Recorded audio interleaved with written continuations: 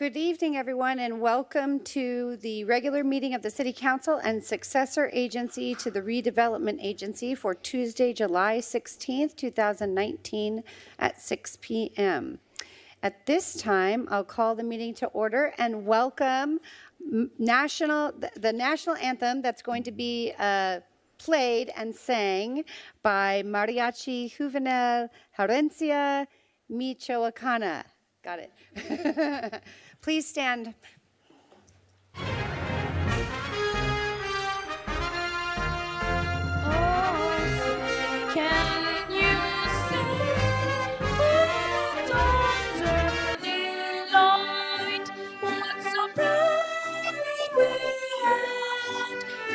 Twilight's last gleaming, whose broad stripes and bright stars through the perilous flight o'er the rampart we watched, was so gallantly streaming, and the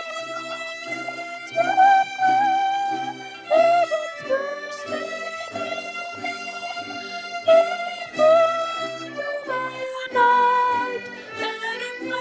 was still there. Oh, say does that star-spangled banner wave o'er the land of the and the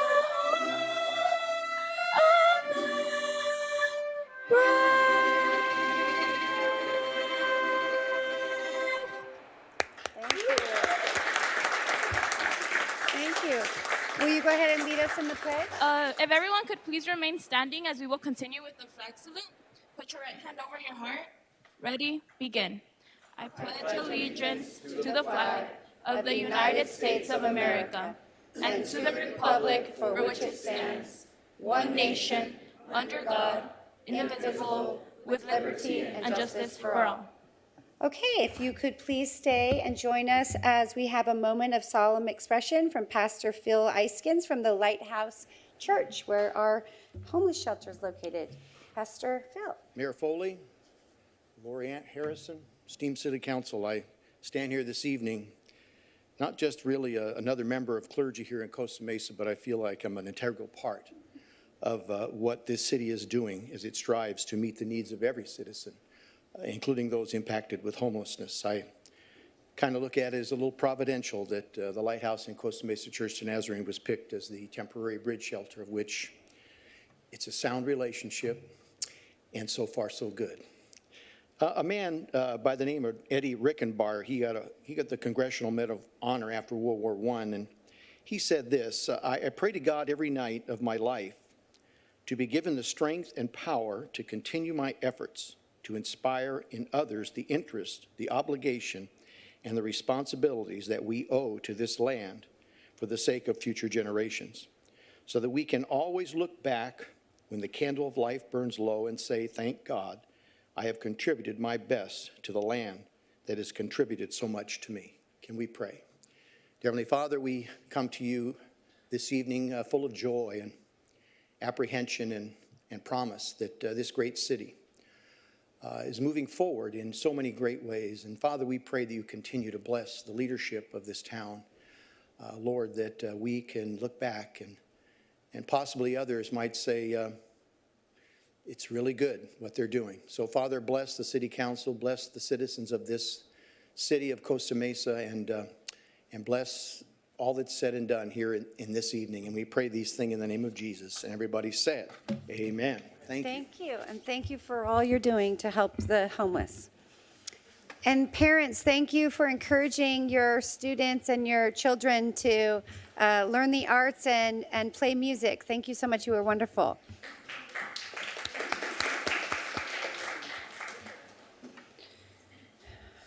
Okay, City Clerk, will you please call the roll? Thank you. Let the record reflect that all council members are present except Councilmember Mansour.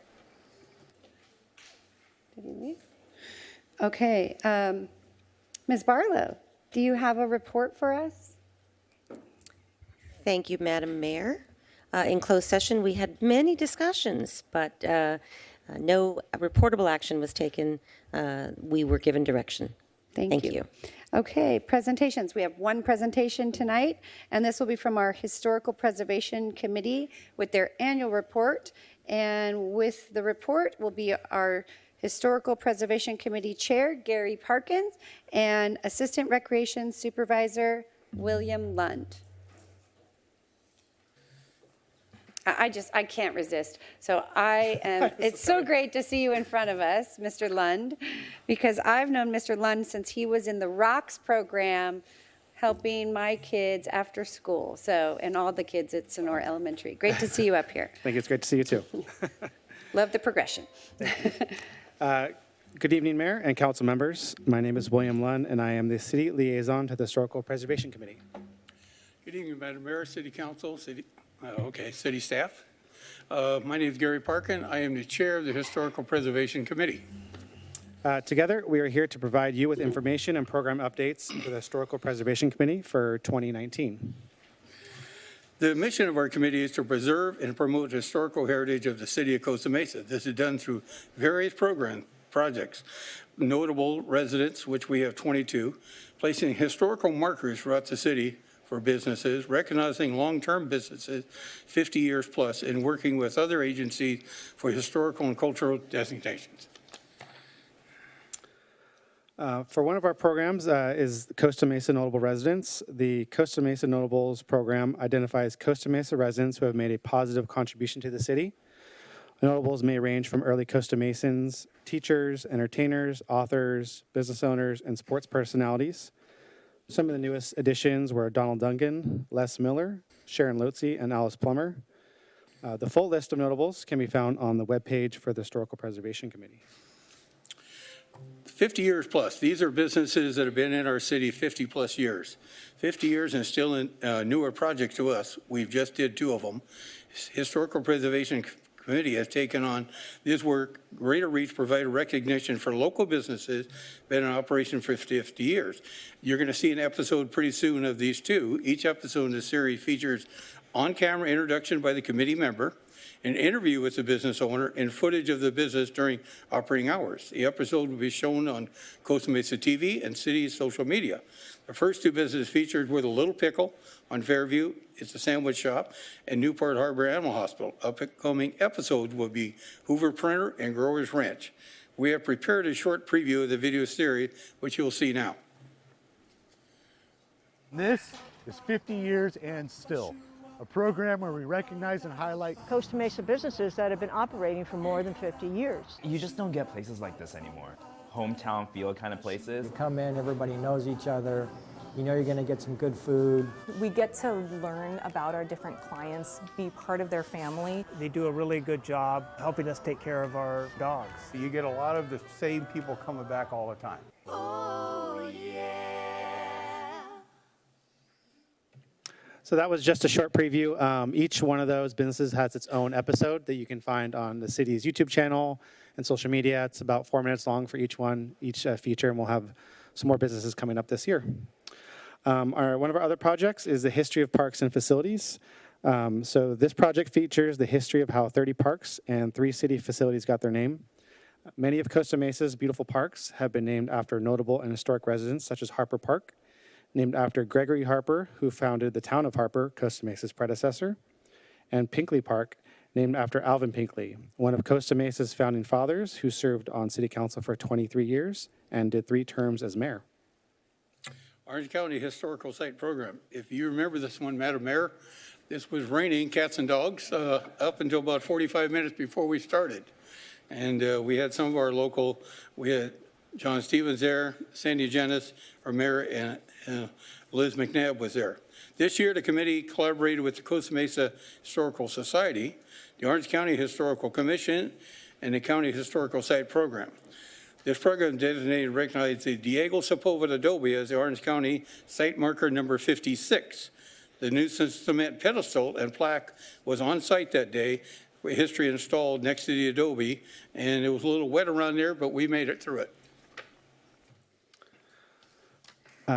For this event, a public event and unveiling was held to celebrate this designation, featuring a native blessing performed by Adelia Sandoval, a flag ceremony by local Boy Scout Troop 106, the national anthem sung by the Costa Mesa High School Choir, some live music, and a speech on the cultural and historical significance of the adobe, which was given by anthropologist Stephen O'Neill.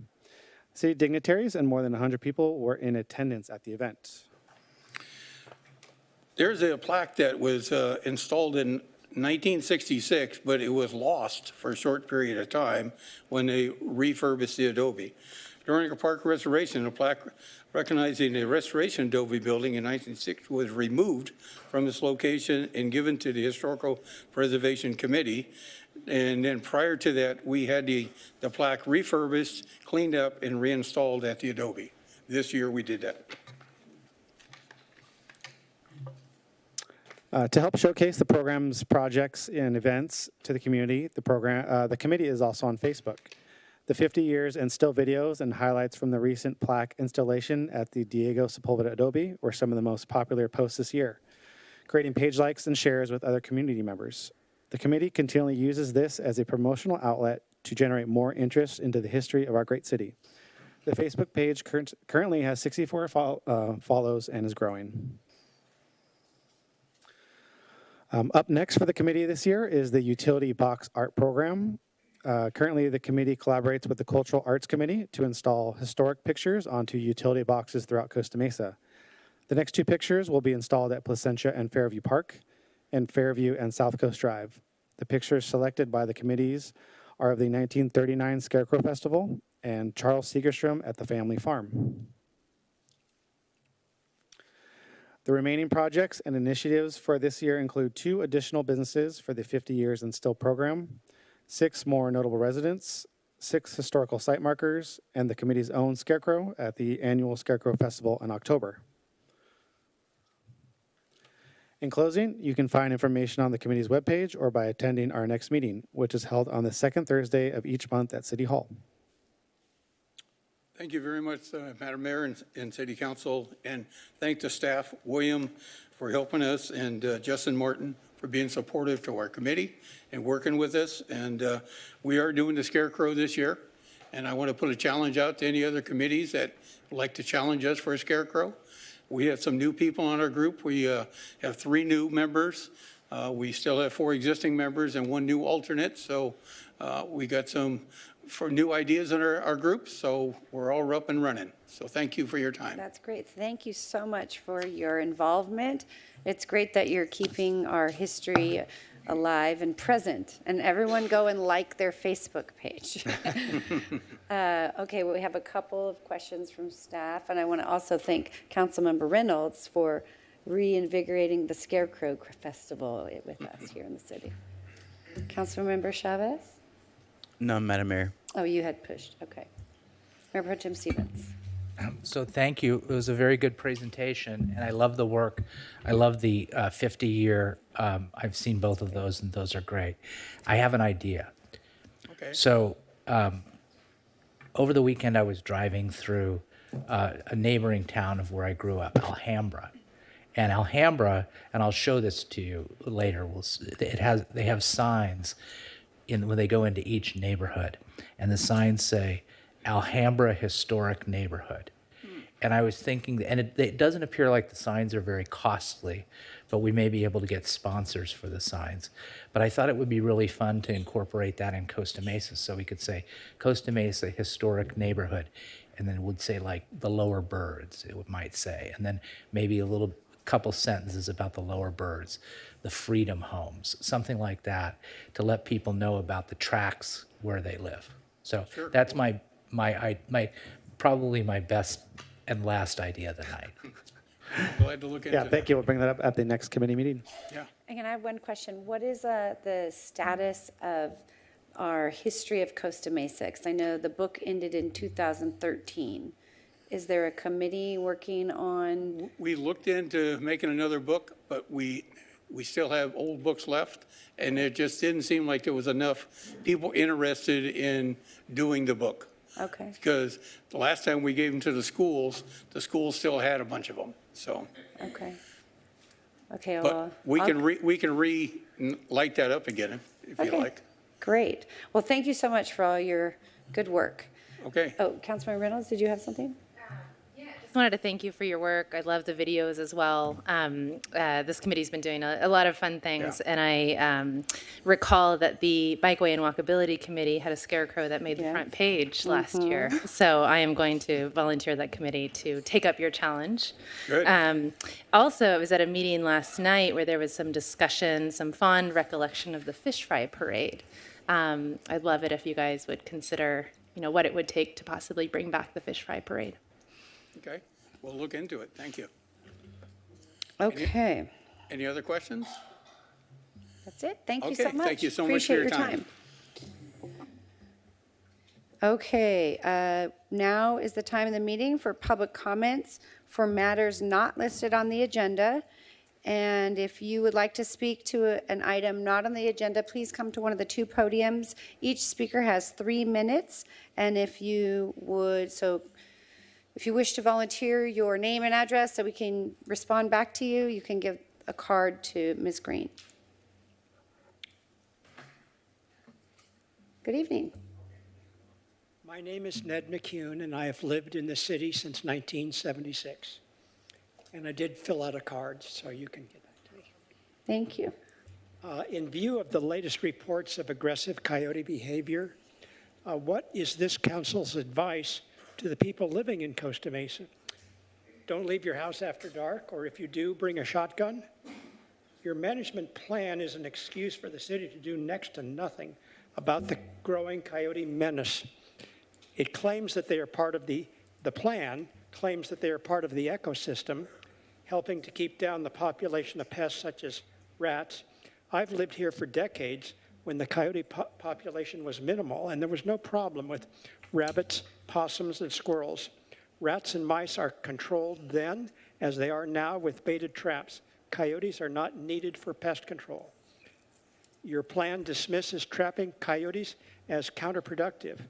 It's the plan that's counterproductive. It rests on experts that you choose to rely on. Others say that trapping will reduce their presence. Let's give them a try. The counterproductive part that is forecast by the plan is what we're living in now. What results has your plan shown? I sat in these council chambers. It was 2 years and 3 months ago when members of the police department and the State Department of Fish and Wildlife introduced the plan, promising, and I quote, a dramatic reduction in the coyote menace. Instead, what we have seen is a dramatic increase. The plan rightly calls on residents to control them by not feeding them or leaving pet food outside, but wrongly expects them to do the rest of the job. How many people out of 100,000 residents, approximately in the city, have been trained to haze? And how many block captains do you have? Block captains. Captains who have organized their neighbors, gone into their backyards, instructing them to trim excess foliage, etc. I estimate that there are far fewer than the hundreds of organized blocks that you would need for this plan to have a chance to succeed on its own terms. Besides, what impression does hazing make on a habituated coyote? Okay.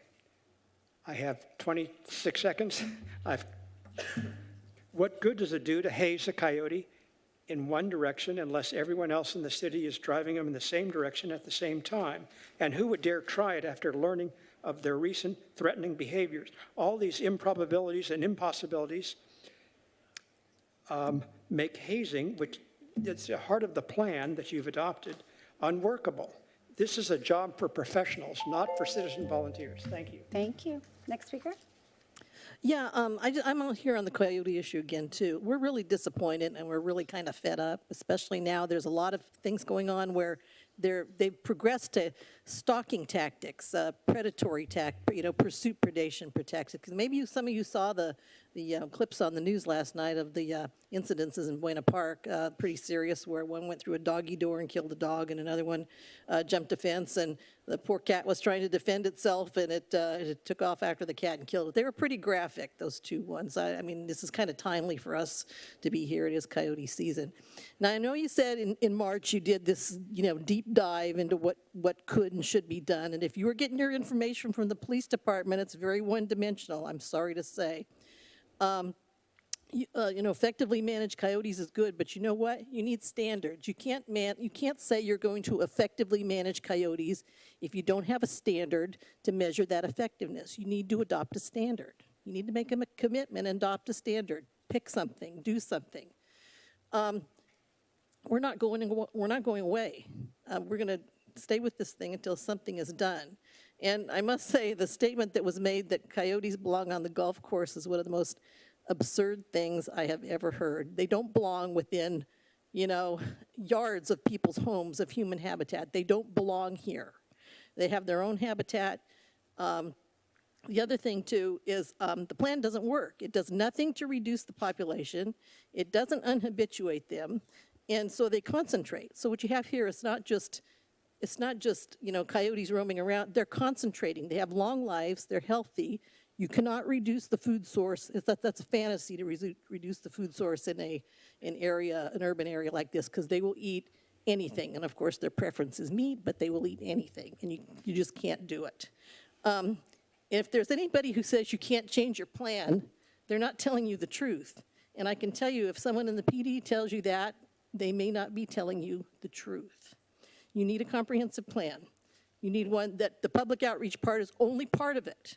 So right now we're in a serious, you need to go get them, and you also need to set some standards, and you also need to approach the county or some other regional body to coordinate it. And that doesn't mean coordinating with the CDFW, because they're not on the same level that you guys are. Anyway, that's my point. Thank you. Next speaker. Good evening. Two quick words on coyotes. I think in this upcoming election, somebody's going to pick up a lot of votes, for those of you up there who are interested. Anyway, tonight I'd like to present the first of a two-part commentary on the subject of growing grass in the dog park. First, there seems to be a misconception that the issue is complicated by the presence of dog urine in the dog park. There's absolutely no science to support this. This was all a ruse perpetrated by a former maintenance manager who was reluctant to admit that he didn't know how to successfully grow grass in a dog park. Now, if he was still around, he probably would word it differently, something like not knowing how to successfully grow grass in a dog park given the limited budget I have to work with.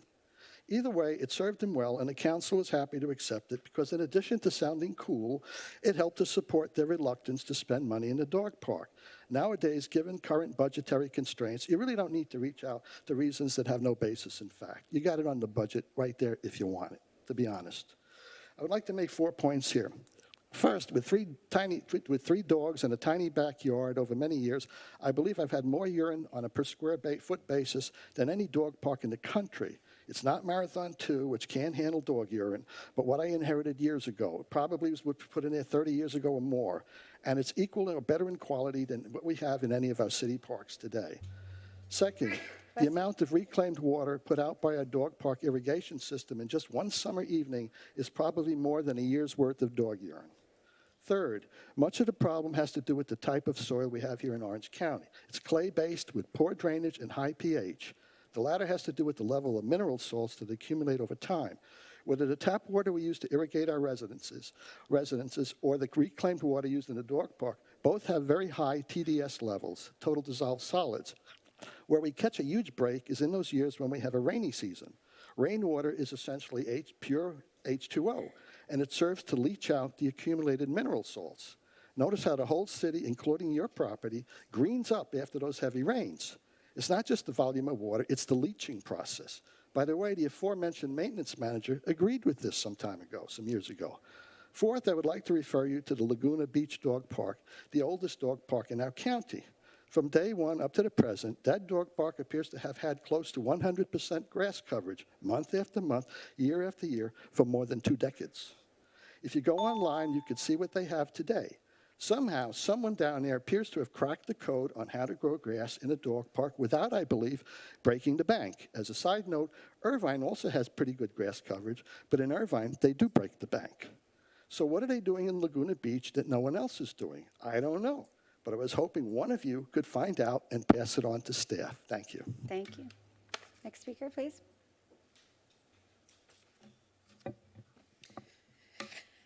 Hello. I've been living in Costa Mesa for over 10 years, proud to be a resident, and I hope that continues. I'm from the Pasadena area, so I'm well aware of the wildlife that surrounds cities. An example is our occasional bear sightings out there. However, the coyote sightings in this city are becoming a daily occurrence, and we are being told that this is normal by your officer in charge and coyote contact Dr. Quinn. Normal means conforming to a type, standard, or regular pattern, day to day. I ask you this, is it normal to hear that children out of school are running to a field to pet what they think is a dog and is actually a coyote? Is it normal for coyotes entering people's garages, fenced yards where their pets and children are no longer protected? Is it normal for a coyote to stalk and case my home while my husband is outside in the front yard and my animal is out there as well too? Is it normal for a coyote to lay in someone's yard or in the park and be unbothered by the people in its surroundings? They are becoming more brazen and getting closer to people, and they're not reacting when people are waving their arms and hazing them. I don't think that the preventative matters that you are taking by sending a PDF and telling someone to come out and how to protect them or protect ourselves by locking up our animals or children is going to stop this continued problem from happening. I'm tired of hearing that. I can tell you that this is not normal. It should not be acceptable. You are put in place to help keep this a safe environment for everyone, for our citizens, for the children, even for our pets. But by allowing this to continue to happen, you are giving them more rights than us. Where are tax-paying dollars going? We log it into a website, and what happens after that? We send an email to be told back that this is normal? I'm tired of it, and I don't think that you're doing your jobs and you're failing to keep us safe. I mean, I don't also think it's normal for someone to have to go to a park to check remains to find out if that's their pet that's missing. Do you want the photos of that? I don't think so. I'm just tired of hearing this, and I want something happen before, God forbid, a child gets hurt like it did a few years ago in Irvine when a child was attacked. And if that happens, I hope you are all held accountable for not hearing the voices of the people. Thank you. Next speaker. Hi, I'm Pam Lafferman, and I hate to be redundant about this darn coyote thing. And I've put stuff on Coyote Catcher. The coyotes don't know, so they're not afraid. And I have a pet business. Here's my quandary. I have to walk the dog at night, the last going before bedtime. Have to, just around the block. That's where the coyotes are. I've been here 41 years, and I never remember it being scary like it is now. So I do need guidance and advice on that. Thank you. Thank you so much. Okay, that's our last speaker. We will now go to council comments. Okay, if there's anyone else who'd like to speak, please come to one of the two podiums. I think you know the drill. And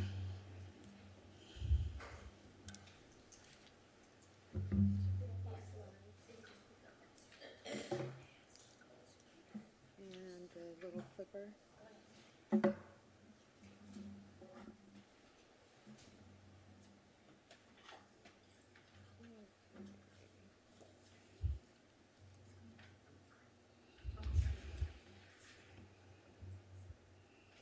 Okay, I'm here tonight to talk about Lions Park.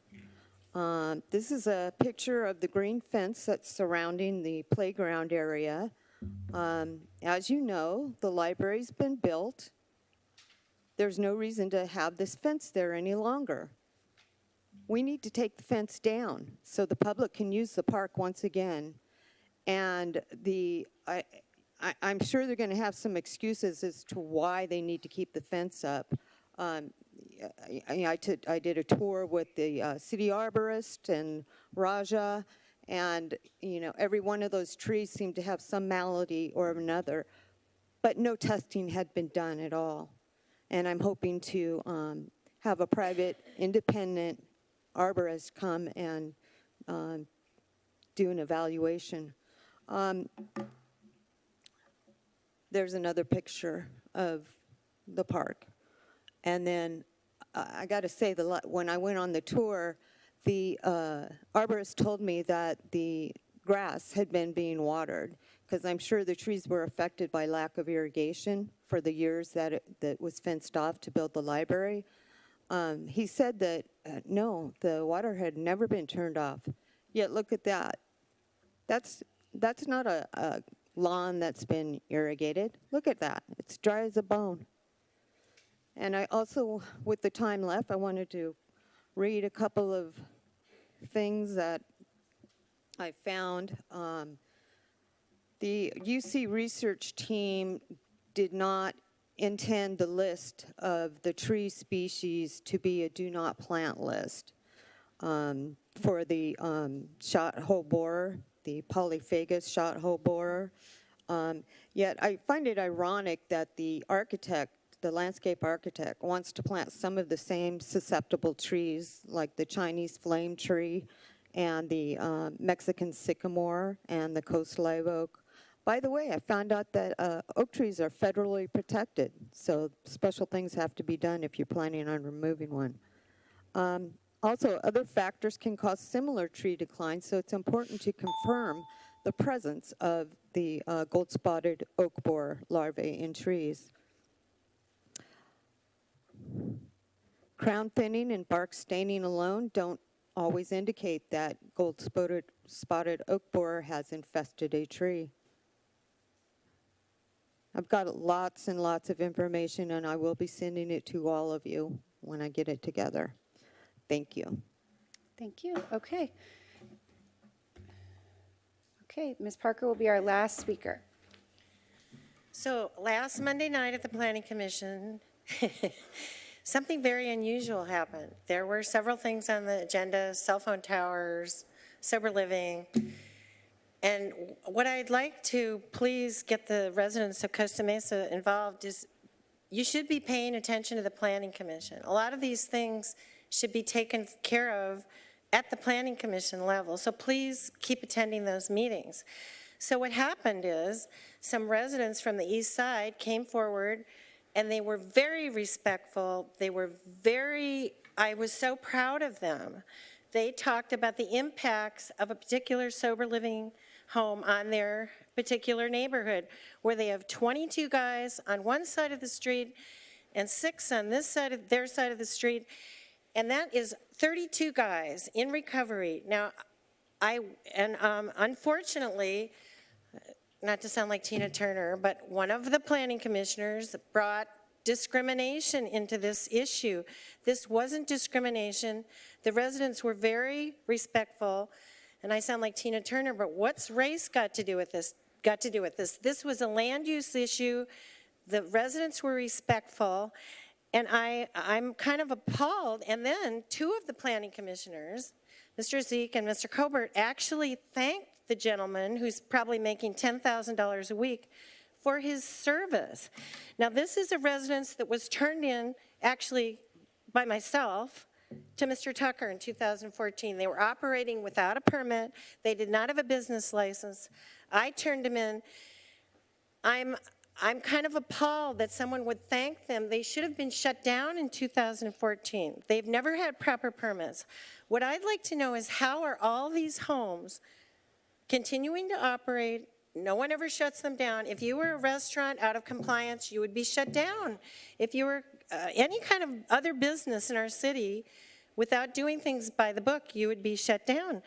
So I'm just saying, and then they thank the gentleman for his service. Now, if you want to thank our fire department or our police department or the millions of volunteers, not millions, but many volunteers in our city that do things without pay, I would agree with you. Thank them for their service. But if you're making $10,000 a week off your house, Don't be saying that's a service. Thank you.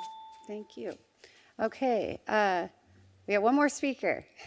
Just in time, Mr. Stern. Thank you. Hi there, I'm Mike Stern with Assemblywoman Cotty Petrie Norris's office. Appreciate you giving me a couple of minutes here. First thing I wanted to mention that I wanted to thank Mayor Foley for her partnership. We have a senior scam stopper event, which we're going to be hosting together on Friday, July 26th, and that's going to be at 10 a.m. at the Costa Mesa Senior Center. So please let your folks know about that. Also wanted to announce that Assemblywoman Cotty Petrie Norris has just had her first legislative bill signed by the governor. Assembly Bill 608 will go into effect January 1st, 2020. It's going to save money for local governments and for small business owners by eliminating wasteful administrative costs that take up time and money. The Assemblywoman said that holding government accountable to ensure our taxpayer dollars are spent prudently is her top priority as a state representative. And when the Orange County assessor told her that the taxes generated from small businesses are often less than the cost of assessing and collecting those taxes, she immediately sought a legislative fix. So AB 608 will eliminate government waste and inefficiency. It's a common sense fix that has received bipartisan support from her colleagues in the legislature. And I appreciate your time. Thanks. Great, thank you so much. Okay, we'll close public comment. At this time, we will ask the council members to give their committee reports, comments, and suggestions. And so if you would like to speak, just request your name in the queue. And the first up is Councilmember Reynolds. Oh, no, Councilmember Guinness. No. Oh. Yeah. Oh, yeah. Councilmember Guinness? I have several things. Last Friday, I attended a League of Cities event where there was a lot of talk about housing and homeless as well. One of the things that was, to me, really encouraging that we might want to have our art committee look at is a program that operates in Santa Ana. It's called the HEART program. It's HE_ART, and it's for art programs for kids in the homeless shelters. And that seems like something that we might want to look into. I know we're just kind of gearing up in that in our homeless efforts, but that seems like something that could help some kids who really don't have much going for them. Among the other things that were discussed were AB 101, which is a budget trailer bill, which imposes penalties for cities that do not have compliant housing elements, and they can be quite costly, from $10,000 to $600,000 a day. I believe at the current time we're doing okay, so I don't think that's relevant for us. But we do want to make sure that we don't fall out of compliance. There is also $2.5 billion in there which will be going to cities and counties for homeless and housing infrastructure. The grants will be going to cities that are deemed to be pro-housing. However, that hasn't quite been fleshed out yet. So I think we'll want to keep on top of that and make sure that that whatever we need to do to be pro-housing and get some of that money, as long as we can maintain local control, would be something we'd want to pursue. And on August 5th at 10 a.m. at the Fullerton Library, the director of the State Department of Housing and Community Development will be holding a session on grant money for housing. And I think we should have someone from staff go to that so that we could really be on top of how we could pursue those grants. Thank you. Councilmember Reynolds? Thank you. Okay, so number one issue since I've been on this council has, of course, been addressing homelessness in the city. So far so good. I think from what we're hearing, there's certainly areas to improve, but I want to share a couple experiences since the last time we were here and thank our police and outreach teams on their work with outreach. I was at a coffee shop at 7 a.m. on a weekday, saw someone who looked like she needed some support. One of our outreach team members knew, with like 3 descriptors, she knew exactly who I was talking about, exactly what to do, and was thankful because they had actually been trying to reach out to this person. So it was just great to see how responsive we were. I think a few days later, I was walking through the park one evening and saw someone looking like they were setting up an encampment, called the non-emergency line that we've repeated many times here. And within minutes, we had a patrol car and a county health worker. They were able to connect with the shelter, confirm that there was an extra bed. So the communication works. Keep calling that number. We're helping people get off the streets, helping people find beds. And if you follow the city website, you're hearing some of the positive stories about the reconnections that we're able to make. So thank you to our police and outreach teams for that work.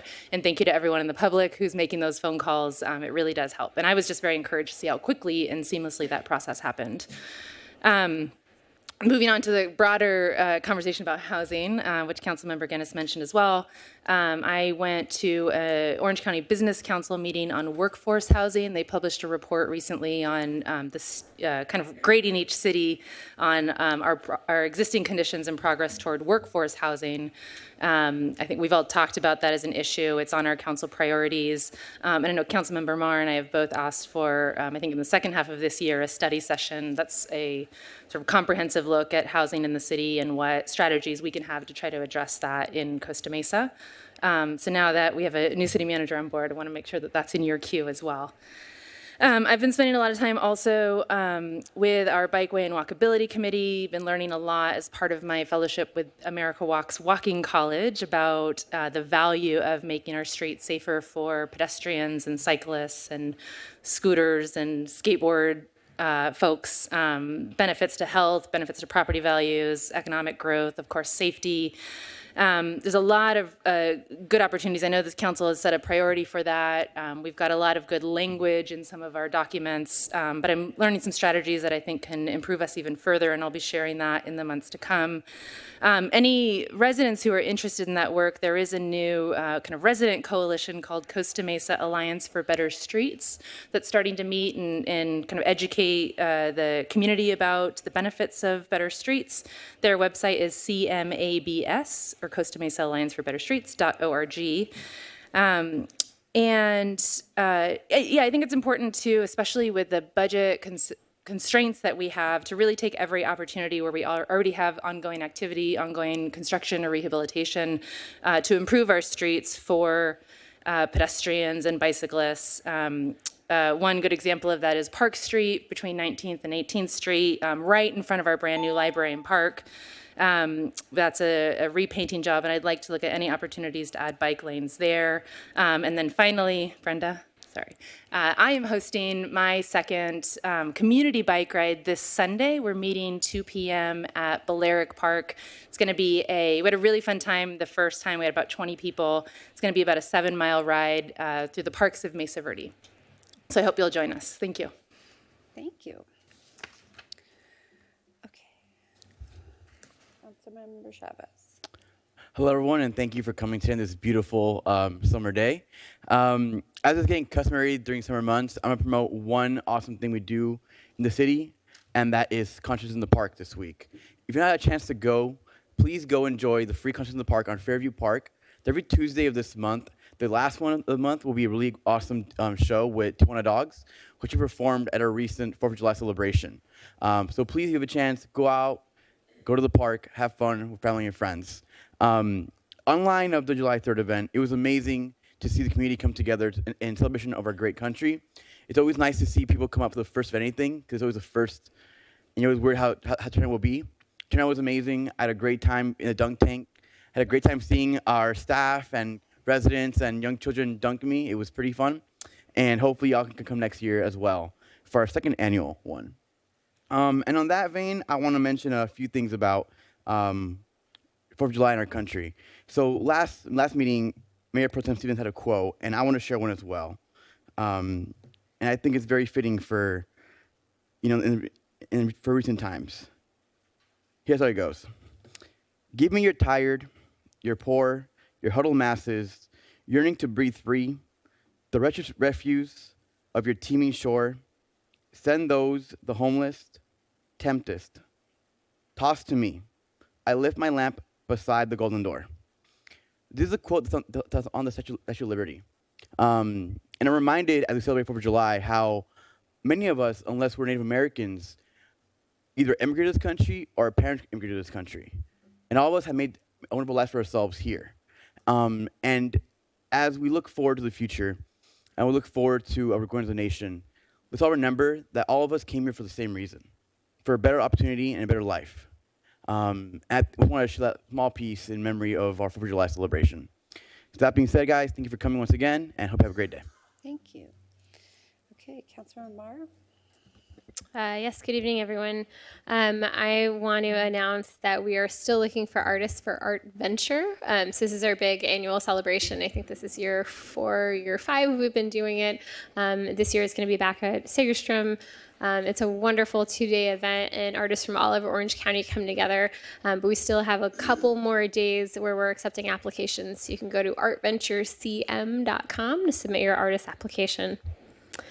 Also wanted to echo AB 101, the housing trailer bill being a big deal. There's $150 million in there for infrastructure planning in particular in the form of grants.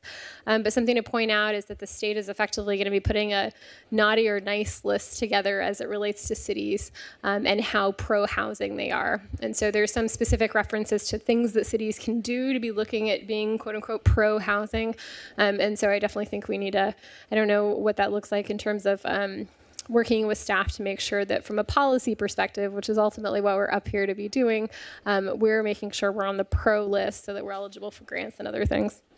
I do want to address the coyote issue that a number of folks came to talk about tonight. You know, the unsatisfying answer is that you cannot just run around and kill all the coyotes. There is no biologist, no wildlife expert in the entire state of California that's going to tell you that is a way to solve this problem. You know, it would be a lot easier for me to sit up here and say we should take aggressive action, but the reality is that we have the most change by impacting the way we operate, by the way people react. And so that's not leaving food out. That is scaring them away when they're too close to people. And that is reporting action, because we can actually start to understand behavior. We can start to understand places where they might be congregating, where we might have a problem house that is feeding them or some source of food if we can track where they are in the city. And then eventually, something that I'm sure the Mayor Pro Tem will talk about probably more eloquently than I, eventually we would like to initiate a tracking program in the city. You know, we've spoken with Dr. Quinn about that. There is a way to tag different coyotes from different dens and try to track their behavior with even more detail to understand if they're coming from our city, if they're staying in our city, how far they're traveling. Because the reality is when you do talk to a lot of the biologists and wildlife experts, they don't know. There's a lot that's actually unknown given that this is such a domesticated population. So I'm sorry I don't have a better answer for you, but I have an answer that's grounded in fact from what we do know. And then the last thing I want to say, I think Councilmember Guinness mentioned the art and homeless. That actually came up at the last Cultural Arts Committee meeting. They were talking about ways to get involved. We've got a great new group of folks on the Cultural Arts Committee, and so that was one of the priorities expressed by one of the new members was, is there a way in which we can start to work with different communities across the city, including those experiencing homelessness? So yes, working on it. And that was all I had. Thank you. Thank you. Mayor Pro Tem Stevens. Yes, just a few things. So I attended an event, a rally in Orange with a delegation of elected officials of the state, federal, and local level with Mayor Foley and Councilmember Chavez to support UFCW 324. Those are the Ralph's workers. So they're doing some really good work to try to get a living wage for those workers. So I was happy to support them. Regarding the July 3rd event, I thought it went great. We had about 3,000 to 4,000 people that went. I think everybody that went had a great time. Thank you to staff. Thank you to our sponsors. Thank you to the community who came out. Thank you to Moxie and Sydney, and especially the Tijuana dogs and the fireworks and the firefighters with their hot dogs and PETA with their vegan dogs. I could go on, but a picture's worth 1,000 words. Can we cue up our 27-second slideshow.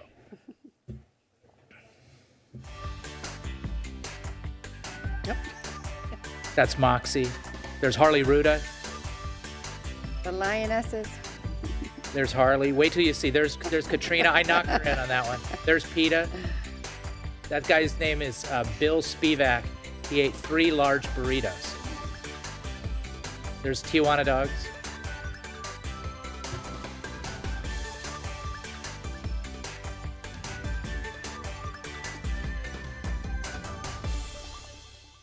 All right. Thank you, Dane. Thank you, Dane. Let's great little slideshow. Okay, so now let's move on just one day to July 4th. So the police chief and the police department put together an after-action report, and I want to put up one slide there. You'll notice, we have a lot of issues, I think, in our city with illegal fireworks, and we have a lot of room for improvement. But I just want to acknowledge the hard work of our police department, our fire department, all of the other groups in our city, our parks, our communications, everybody. Look at the calls for services and how they've gone down. They've been cut in half in the last 3 years. And I'm hearing from a lot of residents who complain about illegal fireworks, and I'm one of them. I don't like illegal fireworks, but I'm also hearing some residents that are acknowledging the improvement. And I appreciate the work, the good hard work that the police and the fire department do and all the other departments. So let's give it up for them. So I have a little extra time, so let's talk a little bit about coyotes. So I think the underlying kind of idea of some of the speakers, which I listened to every single word the speaker said, and I appreciate that they did say it, is we should kill more coyotes. And then that would be productive. In fact, we do, in our coyote management plan, allow for killing coyotes.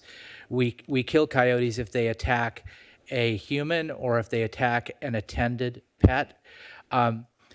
I thoughtfully considered, and so did the council, I believe, moving that up and bumping it up and saying if an unattended pet on somebody's property, like in their backyard, gets attacked, they would go on the kill list.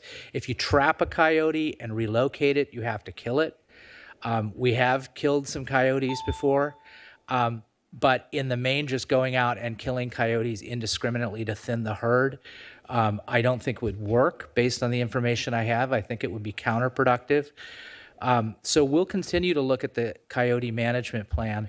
The concept that Councilmember Marr talked about is trap and collar that would allow us to develop some data regarding coyote behavior. It's something to consider, but it would cost about $200,000. And in our budgetary environment, we decided last year that or when it came up earlier this year, that wasn't the best use of funds. But it's something to consider, and I appreciate all the people who came out and spoke about coyotes. All right, thank you. So, yeah, it feels like the 3rd of July was a long time ago. So first I want to thank Jennifer Christ and Connor Locke, who were the team that helped pull together the 3rd of July celebration. Thank you. And I want to thank Matt Fit Photography for those awesome photographs. Thank you, Matt, a local resident. Also, I want to thank the Chamber of Commerce, who hosted for the first time our Costa Mesa City Employee Independence Day celebration picnic right out here on the lawn. And they did a wonderful job. They had great prizes from all kinds of businesses in the city. And so thank you to the Chamber. And I know Mr. Stern already left from Assemblywoman Cotty Petrie Norris's office, but what he forgot to mention was that she also secured $2.9 million for our Costa Mesa, our Welcome Home program for Orange County veterans. And what's important about this is that it's a really effective way to help veterans get off the streets and into housing. In partnership with the United Way and the Veterans Advisory Council, as well as the Apartment Association of Orange County, they have identified apartment landlords who are willing to take the first and last month's rent from this 2.9 million, and then a voucher will come from the Veterans Organization and house veterans. There's about 300 veterans in Orange County who are homeless, and this program will go a long way. So really great kudos to our new Assemblywoman for bringing that money home. Also, on July 19th, it's going to be Costa Mesa Day at the Orange County Fair. So please join us for the flag raising in front of the hangar at 2:30.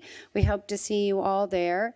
I want to also announce that on July 22nd, we will have a little reception to introduce our new city manager, Lorianne Farrell Harrison, to the community. It will be at our new library out there on the front entry, and so we hope you'll join us. There'll just be, cookies and lemonade, and the entire community is invited.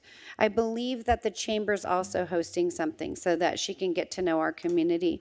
And then finally, Mr. Curtis, I would love for us to at some point build in a report regarding the RENA numbers and what is expected. This is consistent with what I think several of our councilwomen up here have indicated an interest in trying to plan for our housing requirements over the next decade. So if we could, that number keeps moving. I never know what the number is. I've heard 1,600, I've heard 3,000. So I'd like to find out from you in an official report where we are and what are we going to do about it. Yes, ma'am. Okay, thank you. And then finally, I just want to say that tonight Ms. Letourneau is not here with us. She's going to be starting a new position, and we wish her very well in her new position for Laguna Niguel. She's their new city manager there, and so we thank her for all of her service here in Costa Mesa. She helped us to act as an interim city manager, build a new library, a homeless shelter, a park, and so we really appreciate her time here in the city, and we wish her well. I'm sure we'll be working with her on the regional level. That's all I have tonight. Thanks, everybody. And moving on to the next item of business, city manager report. Ms. Farrell Harrison. Thank you, Mayor Foley. Good evening.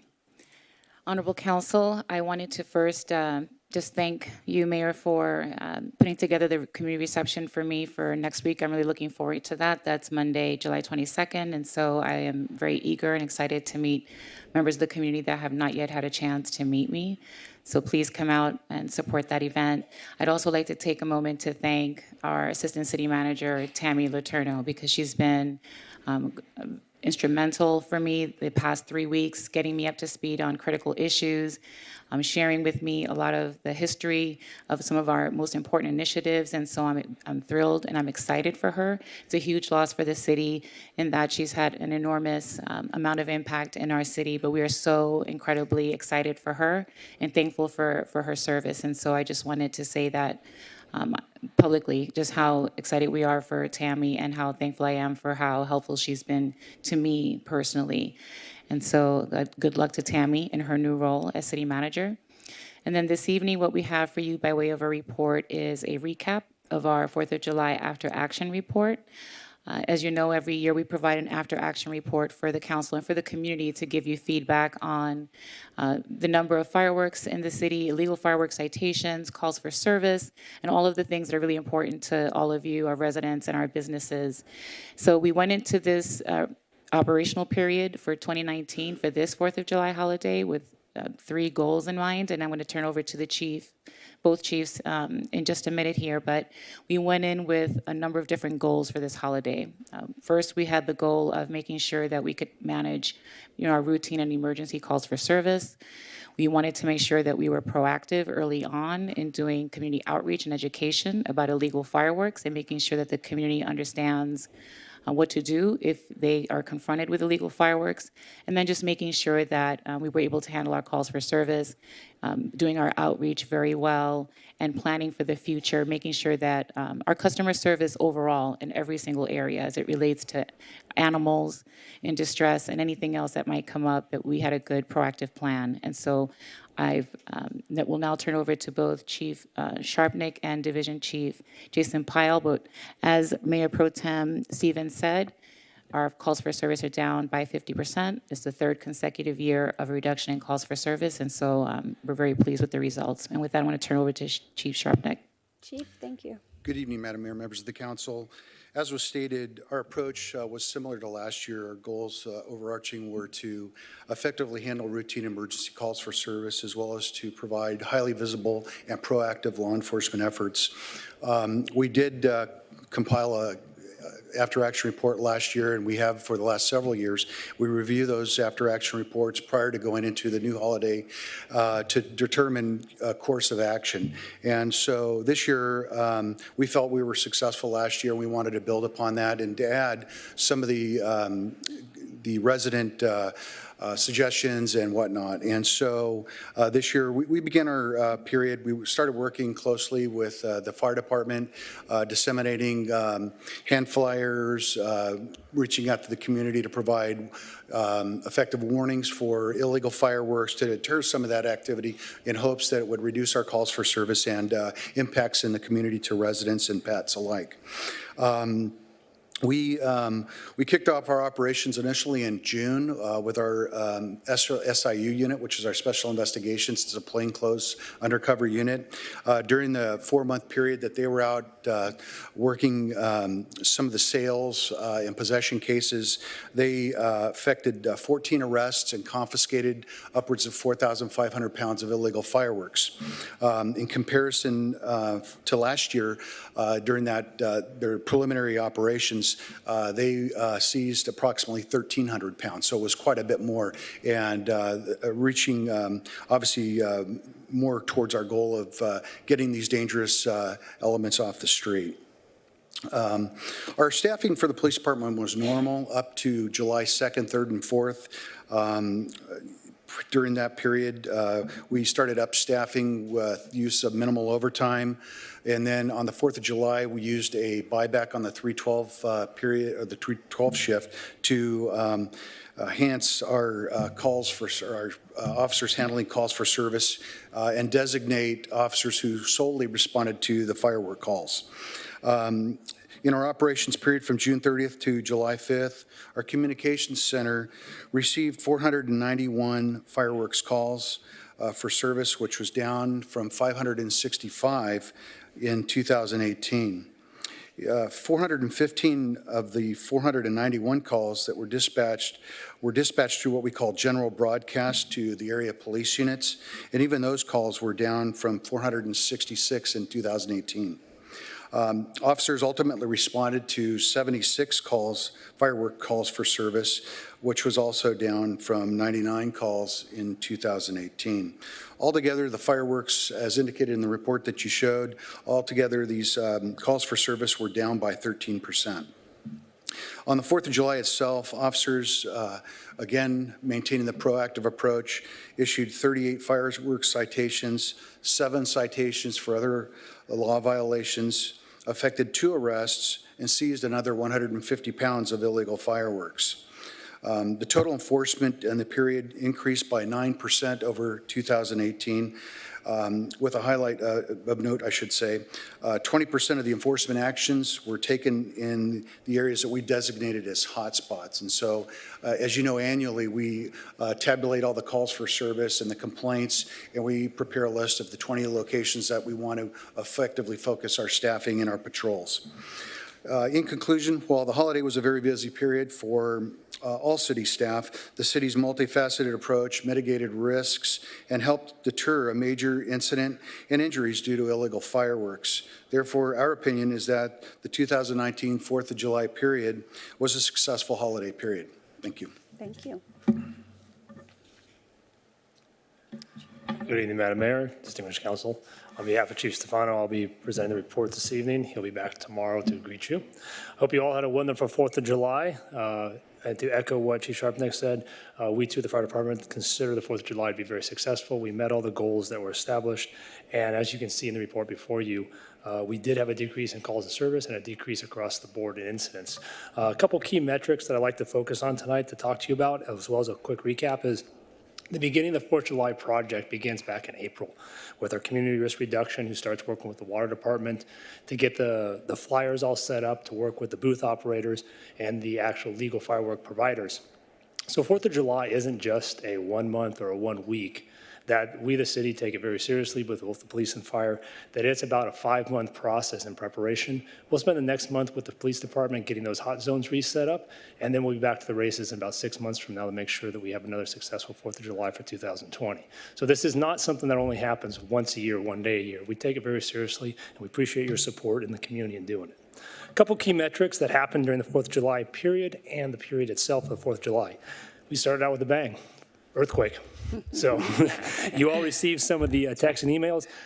We did end up doing windshield surveys in conjunction with the police department, surveyed the city, got back with the city manager on those earthquakes and the aftershocks, and reported very minimal impact to the city, being only 2 incidents, power down in the Shalimar Placentia area, and a non-operating elevator in a building. That's primarily due to the way the elevator operates and a safety function that it was restored. But other than that, it was operations as normal and returned back to our regular duties. So that's what kicked off 4th of July.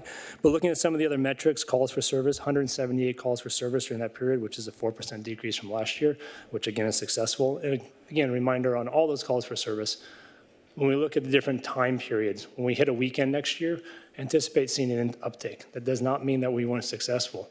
Time of year, specifically the date, Friday, Saturday, Sunday, will have an impact. So just for next year, we probably will see more, but it's because we're going to be on a weekend. Given leap year, it should be on a Saturday, so we should see more calls, and we'll prepare for that.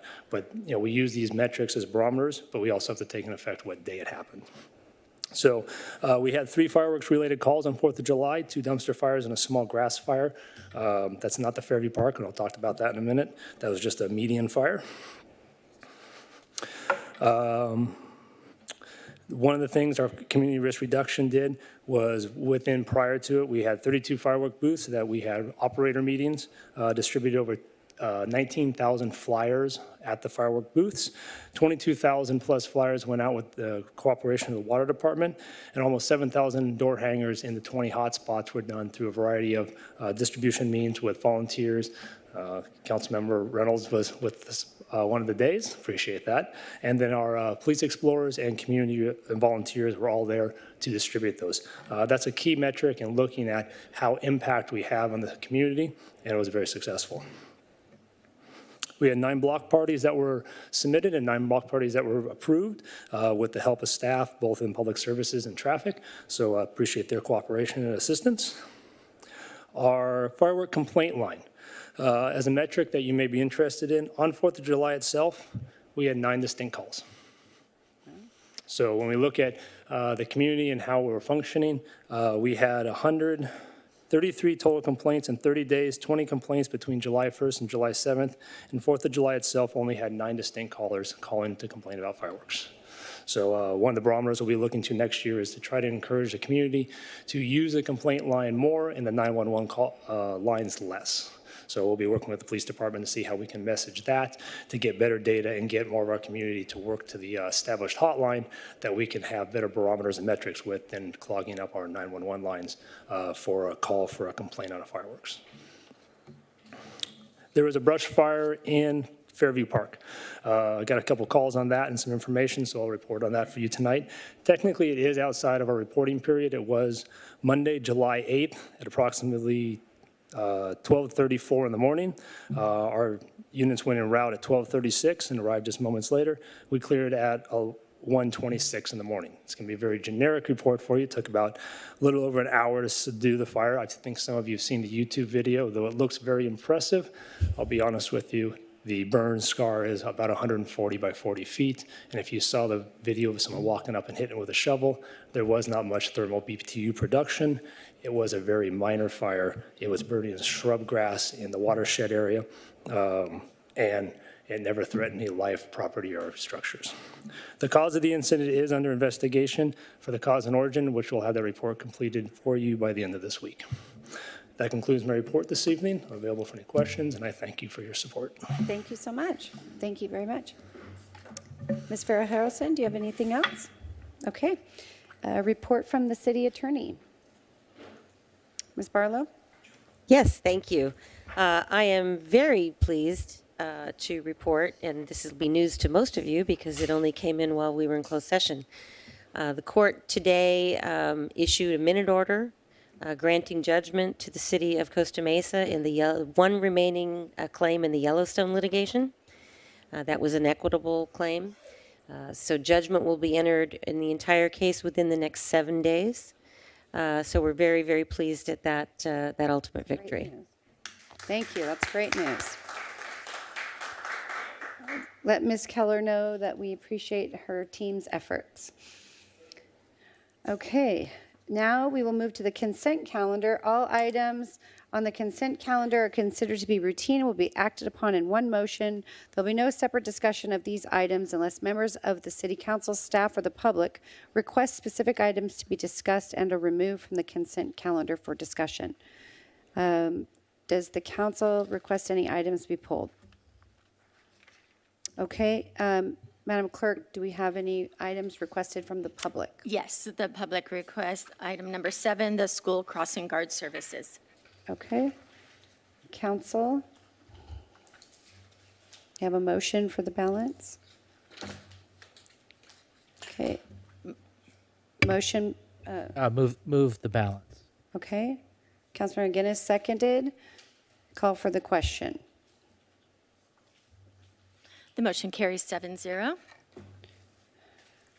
Okay, item number 7. Could you read the item? It is the school crossing guard services. And member of the public. Mr. Sethuraman, do you have a brief report? Madam Mayor, Jennifer Rosales. Oh, I'm sorry, Mr. Rosales. I didn't see you sneak in over there. Madam Mayor and members of the City Council, I have just a very brief report to summarize the item. So first off, All City Management Services has provided school crossing guard services to the city since 2001. Our current agreement expires with no more renewal terms on September 6, 2019. Therefore, working with the Finance Department, an RFP was issued in March of 2019 to solicit proposals for school crossing guard services. We received 2 proposals which were reviewed and evaluated by a panel. And the panel reviewed the proposals and found that All City Management Services to be the most qualified, the most experienced, and had the best method of approach to perform the services, and therefore was selected by the panel. This slide shows the crossing guard locations. There are 18 crossing guards currently servicing the city at 15 locations adjacent to 12 elementary schools. The criteria for selecting the crossing guard locations is limited to high crossing areas with a threshold of at least 40 children crossing either to or from school. In terms of the fiscal review, we do have sufficient funding in the approved 2019-20 Public Services operating budget for this contract. Also, anticipated increases will continue to be budgeted in subsequent fiscal years if approved by the City Council. Therefore, our recommendation is to approve the professional services agreement with All City Management Services for the 2019, 2020, 2021, and 2021-2022 school years with an option to extend for up to 2 additional one-year periods, and to authorize the city manager and the city clerk to execute the PSA and future amendments to the agreement, including exercise of the extension options. Okay, thank you so much. Councilmember Mar, did you have a question? I did. Can you explain why this is a city function and not a school district function? Yes, the school crossing guard program is funded by the city. The school district does not contribute any funds to the school crossing guard services. But why? That's her question. Why? Madam Mayor, it has been the practice. We have, I know we have approached them earlier, many years ago, about asking them to be a participant in that one, but we were not successful. Okay, maybe we could put that on our city school liaison agenda.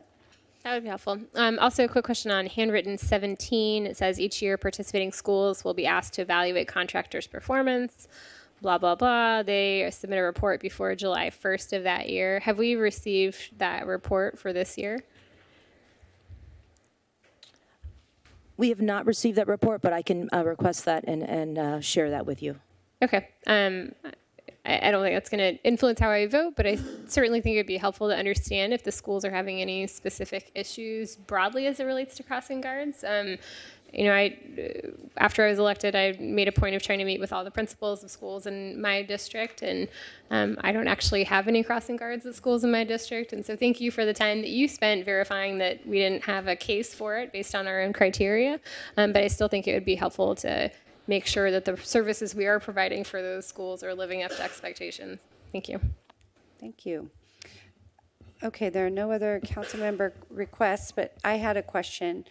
Ms. Rosales, I didn't see any crossing guard again this year for College Park Elementary.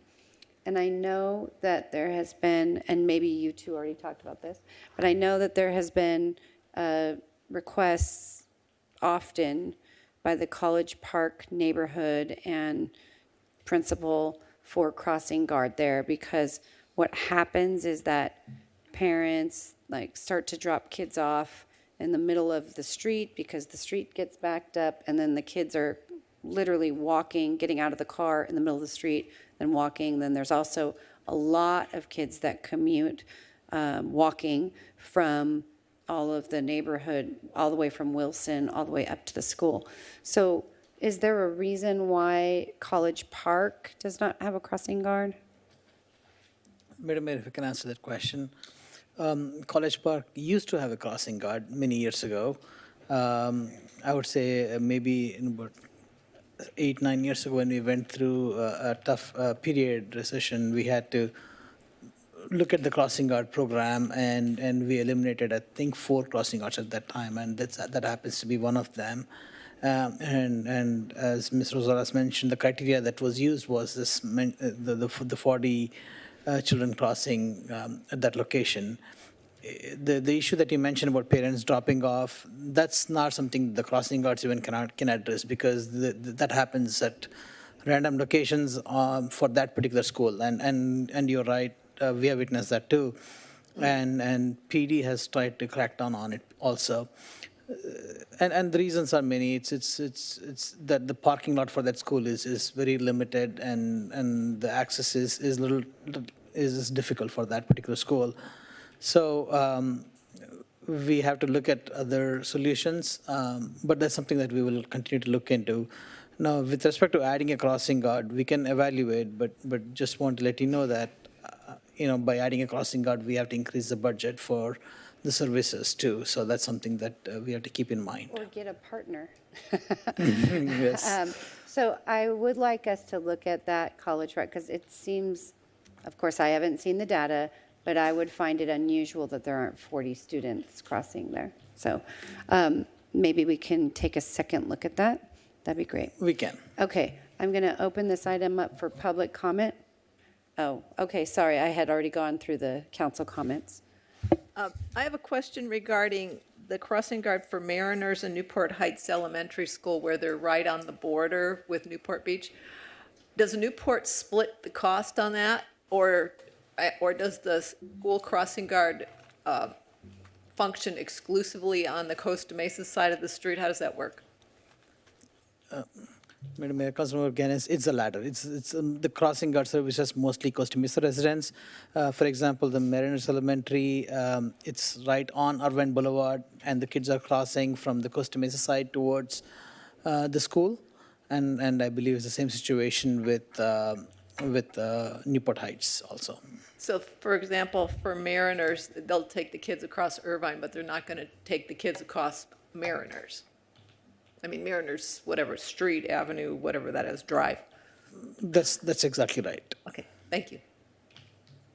Just to follow up on that, could you also add Newport Heights to our city school liaison agenda?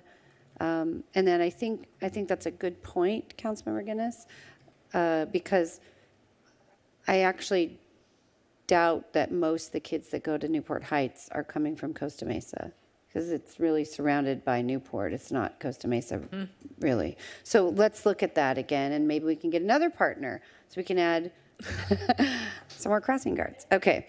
I will open this item up for public comment. So since you're on the subject of the east side, so at the corner of 20th and Tustin, this is the third time I've come up here and asked if you could please put a crossing guard there, because during the school year, people just zoom through that intersection. They don't, actually the police could probably make some money on that intersection. They don't really stop, and I've seen some really bad situations, and right now they have a speed thing on 20th Street because people just, it's like a freeway sometimes. They're not careful. And there's a lot of small kids around there, a lot of bicycle people. And so, by the way, I just wanted to thank you again, John Stevens, for the party. It was a great party. And so when you retire from your law firm, you could probably go into event planning because you did such a good job. And I don't know if this was your first time out or second, but anyway, good job. And now I'm going to go to the concert. Bye. Have fun. Okay, close the public comment. Council? Okay, Councilmember Marr. Okay, just as a reminder, first let the person who made the motion say the motion and then second it. Otherwise, we will lose the mics, I think, unless they fix that. Did it get fixed? Stay done. Councilmember Marr. I'll move to approve the item. Okay. Councilmember Reynolds? Second. Any further discussion? Call for the question.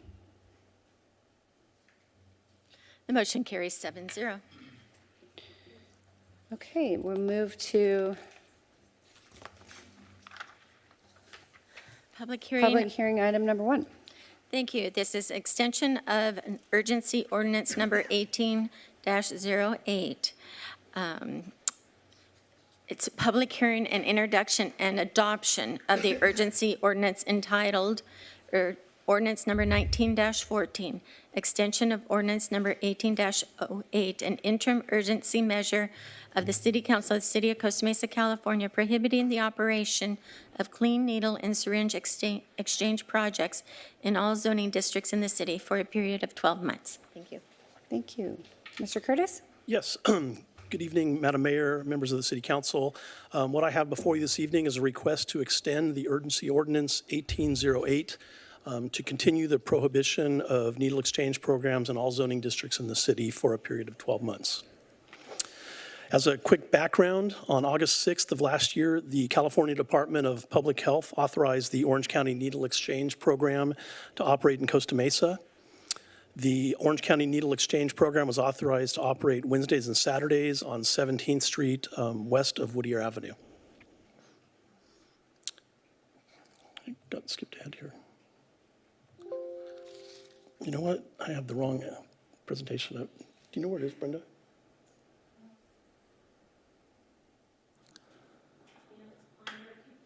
Should I go over there?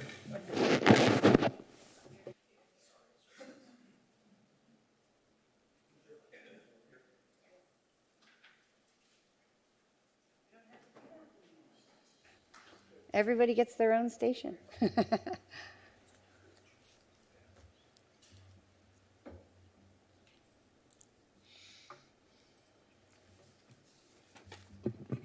Sorry about that.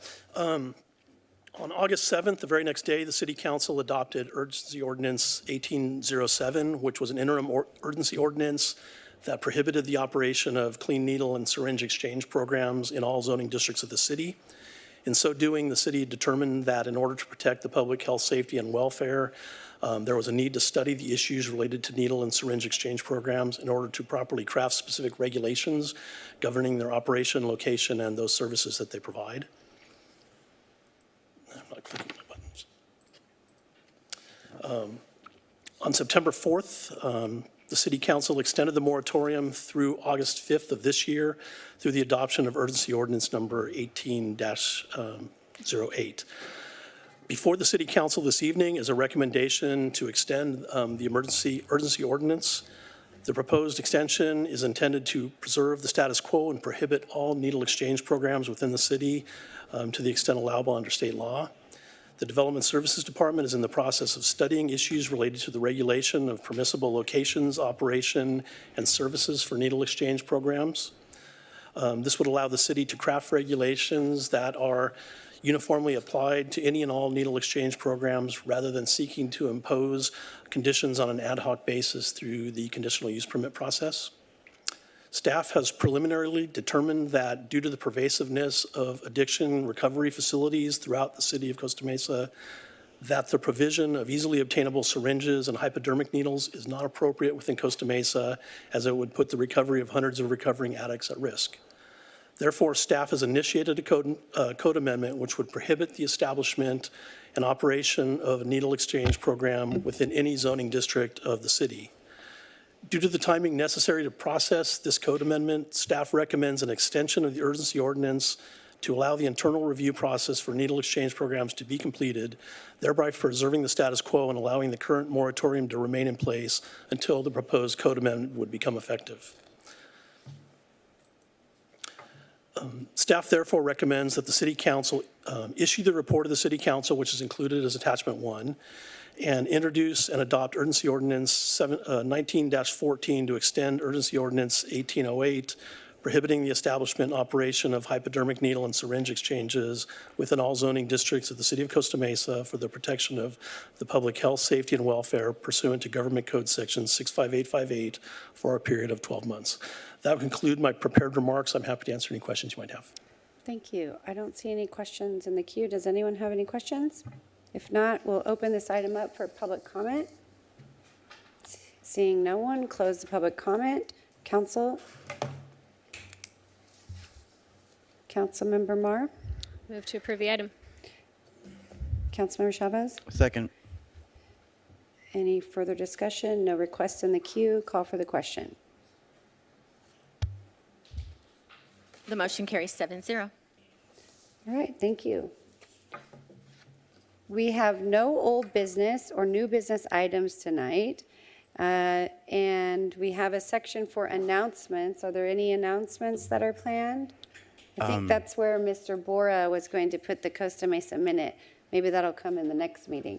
Okay, additional council member requests, Councilmember Reynolds? Yeah, I just want to reiterate the Senior Scam Stopper event. This was mentioned by the representative of Cotty Petrie Norris's office. This is an event, free event for seniors right in our downtown to help educate seniors. Just some quick facts. The seniors are the most targeted group for scams, and 1 in 5 seniors has been a victim of fraud. I did hear in a previous meeting with our grants committee that quite a few scams are happening in Costa Mesa. So I just wanted to reiterate that event, invite anyone, but especially our seniors to attend. That's at the Costa Mesa Senior Center, Friday, July 26th from 10 a.m. to noon. Thanks. Thank you. Councilmember Mark. I forgot to mention that the Cultural Arts Committee will also be submitting a scarecrow, so stand by committee, stand by. Councilmember Chavez. I just got to thank Raj's team for the awesome job doing the payments over in Meyer and Pomona Street, so thank you. Excellent. Mayor Pro Tem Stevens.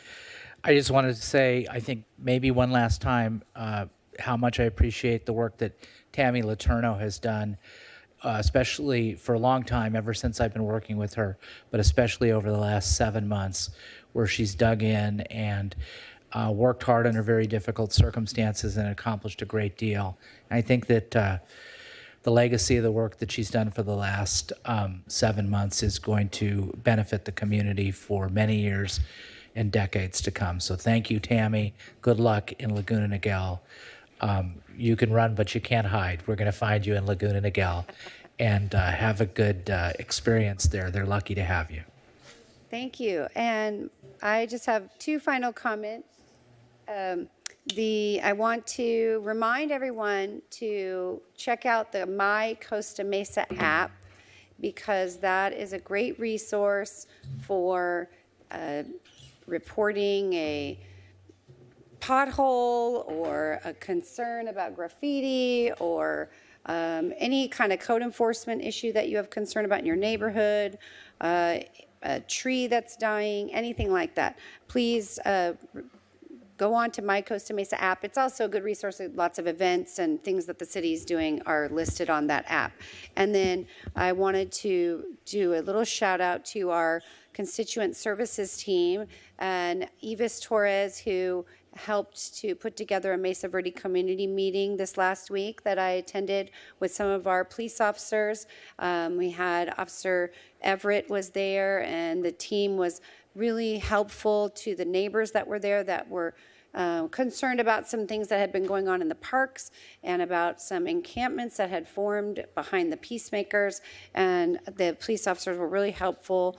The neighbors, I felt like, left with good satisfaction about our response and how to get a better response. Also, there was a big tree literally dying that was going to fall over, and we were alerted to that, and our code enforcement went out and spoke with the resident, and that's being handled this week also. So great job to the constituent services team for being proactive and taking care of our community. That's all I have. It's a record. It is 7:31. Enjoy your summer evening, everyone. Thank you. Meeting adjourned.